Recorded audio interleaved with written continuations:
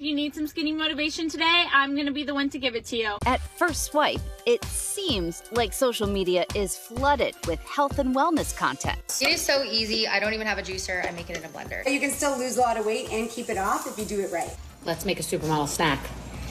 Even the queen, skinny girl herself, Bethany Frankel, sharing supermodel snacks to her millions of fans. But there's one hashtag that has taken over with potentially dangerous consequences. Some say Skinny Talk may promote a dark side of social media, a community of mostly women who trade tips and hacks for getting and staying very thin. Some of y'all around here with some hate for Skinny Talk.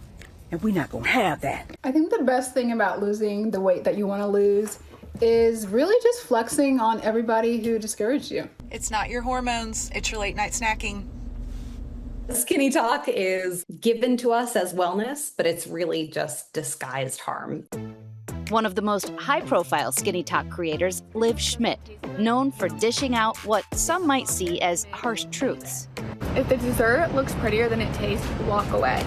You are not a trash can. You are not going to finish it. And bonus, if you wear heels in your skinny activity because it tones you, it burns more calories, your calves will look extra slay. Schmidt's content projects a cool girl image, hinged on a skinny lifestyle, which some experts say could be harmful to vulnerable viewers. It is really problematic, of course, because those who are obviously young and more susceptible to kind of getting roped into these subcultures, into the algorithm and the echo chambers, are very easily swayed by persuasive content.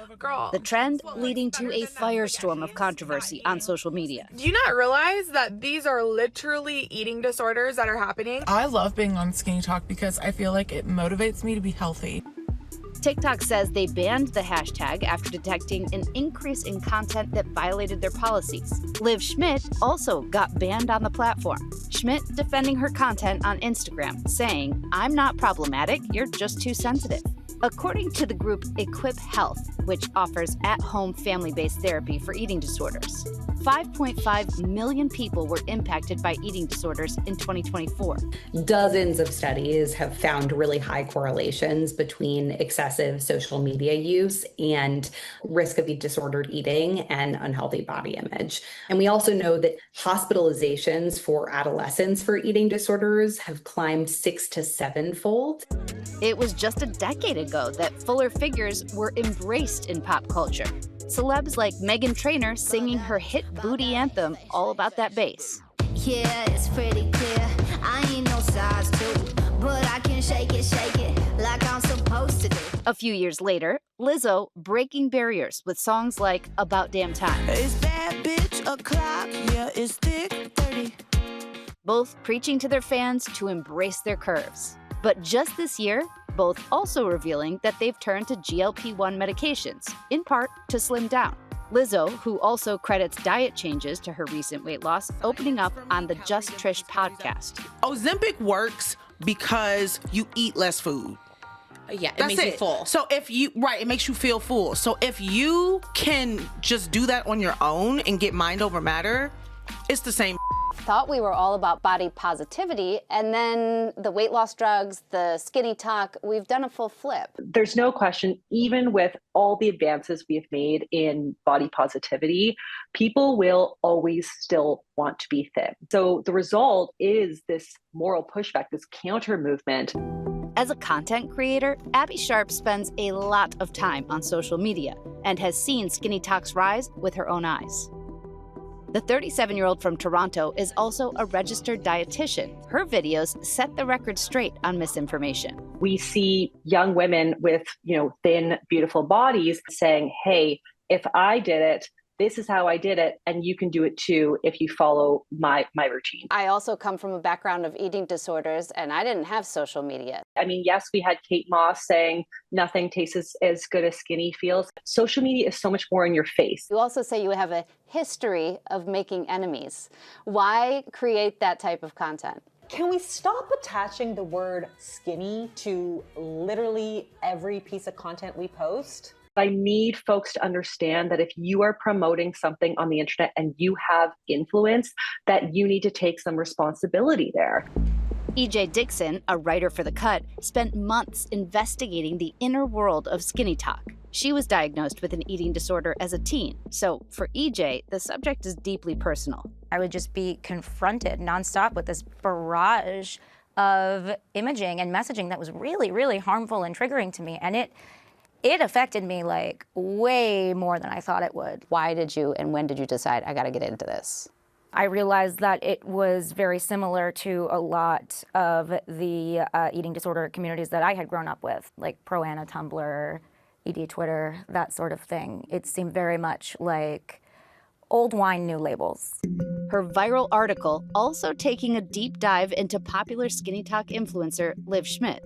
I think at some point she realized that the stuff that was really resonating with her followers had to do with diet and fitness and weight loss.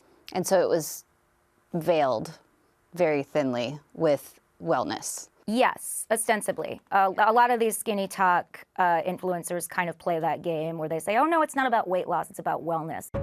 Schmidt says that she recently became a certified weight loss coach. And despite being banned from TikTok, she still has a large reach online, including on YouTube, where she posts videos with titles like Act Fat, Get Fat, and Eat Wise, Drop a Size.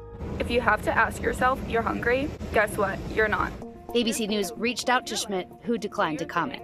TikTok issuing a statement to ABC News, quote, we regularly review our safety measures to address evolving risks and have blocked search results for skinny talk since it has become linked to unhealthy weight loss content. We continue to restrict videos from teen accounts and provide health experts and information in TikTok search. Now, when users search for hashtag skinny talk, they're shown a page with a hotline for the National Alliance for Eating Disorders. I think it's a great first step that they are taking action to ban this hashtag, and the additional step of redirecting users towards mental health resources, I think they should be applauded for. But the move is not foolproof. And as I learned, sure, this one's Skinny Tips, Skinny Talk Mental Game. There's plenty of skinny talk content still available if you play with the spelling. When I type in just a couple variations, you can get all the same content. Let's try with just one little change. Yep. Skinny girl rules I live by. I mean, they're all still here. Experts say not all wellness content you see on social media is harmful, but more needs to be done. People like extremes. They want the meal plan. They want this is exactly what I ate in a day to look like this. So I think that the only way to safely do it is by a healthcare professional. People are really smart and they're going to adapt around various regulations that social media platforms institute. This type of community isn't going away anytime soon.